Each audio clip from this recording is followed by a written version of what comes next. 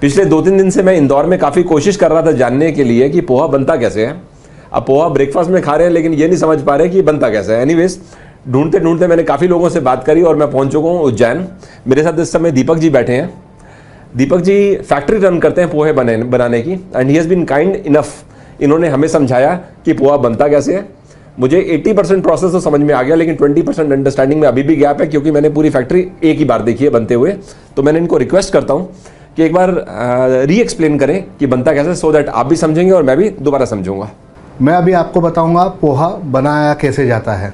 पोहे का raw material होता है धान, इसको अंग्रेज़ी में पैडी भी कहते हैं। ये हमारे पास खेतों के से आता है व्यापारियों के थ्रू।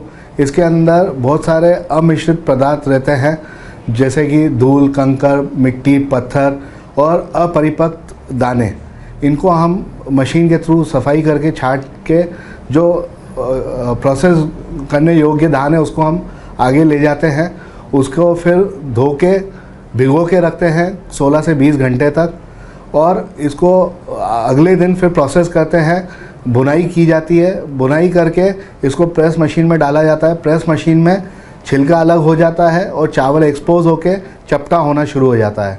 तो जो चावल चपटा होता है, हम हमारी क्वालिटी देख के उसको फिर प्रेस मशीन से निकाल के उसकी फिर छटाई करके उसको पॉलिशर में डालते हैं। पॉलिशर के बाद इसकी फिर छटाई की जाती है, क्लीनिंग की जाती है, जिसमें से पाउडर और टुकड़ियाँ सब छाट के फाइनल स्टेज पे पैकिंग के थ्रू, मैग्नेट के थ्रू पास किया जाता है, जिससे कोई भी अखाद्य पदार्थ पैक्ड किए हुए पोहे में नहीं जाए। तो आप तक जो पोहा पहुंचता है, ये फाइनल स्टेज रहता है। मैं आपको बताना चाहूँगा कि हम हमारे प्रोसेस को लेके और प्रोडक्ट को लेके बहुत सक्रिय हैं और हमने इसको पूरा सर्टिफाई किया हुआ है।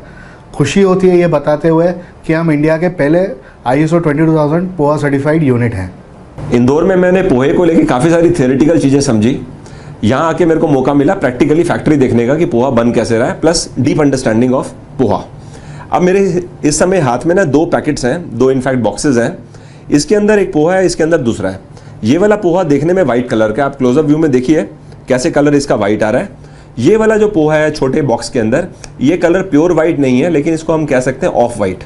अब दोनों के अंदर अगर मैं कस्टमर बन के एक शॉप में जाऊं और मुझे कोई इतना फिजिकली दिखाए और बोले आपको कौन सा पोहा लेना है, तो this is a good 100% chance, मैं अपनी बात कर रहा हूं, कि मैं ये वाइट कलर वाला पोहा ले लूंगा और इसको मैं डिस्कार्ड कर दूंगा as a poor quality. I am sure आप लोग भी शायद ऐसा ही सोचोगे, लेकिन रियलिटी पता क्या है, जो मेरे को आके यहाँ प्रैक्टिकली मैंने देखा कि व्हाइट कलर का जो पोहा है वो तभी व्हाइट होगा अगर उसका कलर व्हाइट है। आई मीन उसके अंदर व्हाइट कलर डाला गया है। लेकिन क्योंकि जो धान का कलर है, जब उसमें से चावल निकल रहा है और चावल को पीसा जा रहा है, तो ये नेचुरल कलर है। तो नेचुरल कलर तो व्हाइट है ही नहीं, तो व्हाइट पोहे में कैसे आ सकता है? Point number 1, that leads me to the understanding कि ओरिजिनल कलर व्हाइट नहीं है। सेकेंड, अब मैं आपको दोनों पोहे को थोड़ा सा हाथ में लेता हूं और आपका एक और ऑब्जर्वेशन बताता हूं जो मैंने देखी। सेकंड अंडरस्टैंडिंग जो मैंने गेन करी है वो है इसके शेप और डिज़ाइन को लेकर। अगर आप ध्यान से देखो, ये वाइट कलर वाला पोहा जो मेरे लेफ्ट हैंड पे है, इस पोहे का जो डिज़ाइन है वो अनइवन है, एजेस शार्प है। एजेस शार्प कब हो सकती हैं? 2 सिनेरियो में। पहला सिनेरियो तब हो सकता है जो धान यूज़ किया गया, मतलब जो पैडी क्रॉप यूज़ की गई है वो इंफीरियर क्वालिटी की है, रीज़न नंबर 1। सेकेंड रीज़न कब हो सकता है? जब मशीन में पोहा प्रेस किया जा रहा था, जिसको प्रेसिंग मशीन भी कहते हैं, वहाँ पर या तो सेटिंग गलत थी या उसको ज़्यादा प्रेस कर दिया गया, जिसकी वजह से एजेस शार्प हो गई हैं।